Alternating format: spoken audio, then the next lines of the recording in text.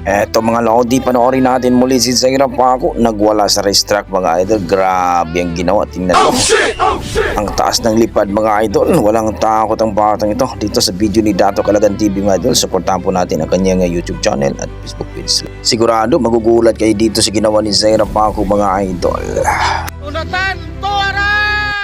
Grabe namang lipad na yan mga idol. Ayan na po. Napakataas na lipad yan mga idol. 13 years old na bata, ayan na po, nag-double jump. Napakalayong double jump mga idol. Walang takot ang batang ito. Grabe. Zaira Paco, ibang klase ka. Parang agila talaga mga idol. Yan ang tinatawag nating agila o baby agila ng Liloy Zamboanga. Zaira Paco, ibang klase. Grabe, kaya pala talagang dinudubog si Zaira. Ayan, lumipad na naman tong kalaban ni Zaira. Nag-iisang babaeng lumilipad ng triple jump. Yan ako. At pusang gala triple jump mga idol. Niliparan lang ang tatlong hams mga idol. Grabe naman si Zaira. Talagang overjump siya sa double. Again. gulat yung mga tao sa ginawa ni Zaira. Lipad! Grabe. Triple hams mga idol ang nilipad ni Zaira Paco. Ibang klase lipad na naman. Pinagkaguluhan talaga tong batang ito. Double hams. Easy lang. Again. Yan na. Triple hams. Pusang galang yan. Grabe naman talaga.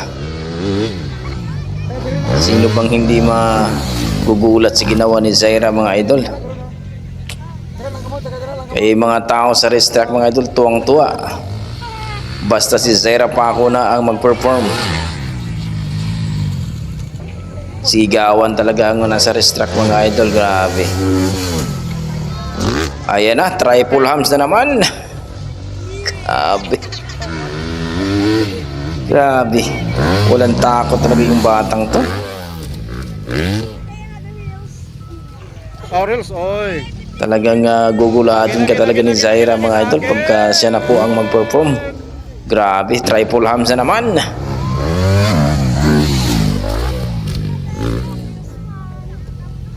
Napaka-dangerous na riders mga idol. Zaira Paco, ibang klase. Grabe. Wow, grabe naman ng ginawa ni Zaira Paco mga idol. Bit-bit ang kanyang 150cc mga idol o 250cc R2 mga idol. Walang takot tumira ng triple hams mga idol. Ibang klase talaga itong batang ito. Sa edad na 13 years old pero halimaw na talaga pagdating sa racetrack mga idol. At may sarili itong kumbaga may signature move mga idol. Ibang klase. Wala akong masabi kung Zaira Paco mga idol, kundi pag mag-edad ito ng 15 years old, mahirap na to talunin mga idol, lalong lalo na kung masanay na siya dito sa 250cc mga idol. Kung baga lagi na niyang ginagamit ang 250cc, nako, mas mabilis kasi yun mga idol, kaya mahirap nang talunin itong si Zaira Paco. Kung baga mga idol, ang kalaban talaga ni Zaira Paco dito mga idol pagdating sa racetrack mga idol, Grace Ates, yan po, no? Shana Banana Tamayo, no? Charlotte Gallarde, at minsan si AJ Kulot mga idol, MM Narido, yan ang mga talagang malulupit na kalaban ni Zaira Paco mga idol. Grabe. Laila Guro, yan. Ibang klase talaga si Zaira Paco mga idol. Kaya suportahan natin itong batang ito mga idol. At siyempre, itong ating idol na si Dato Calagan TV, kaibigan ni Zaira Paco dyan. Laging nandyan yan at sitting tulak PH mga idol. Grabe.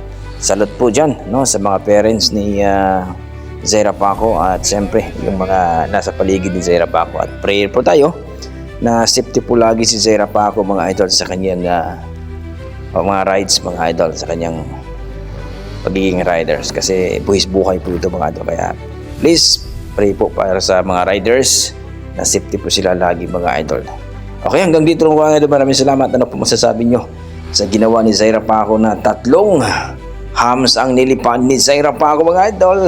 Please comment down below mga idol para ating pag-usapan. Yan ang ating mga dugong Pinoy pagdating talaga sa talent mga idol, ibang klase. Zaira pa ako once again mga idol. Congratulations. At kay Dato Kalagan TV, supportan po natin mga idol.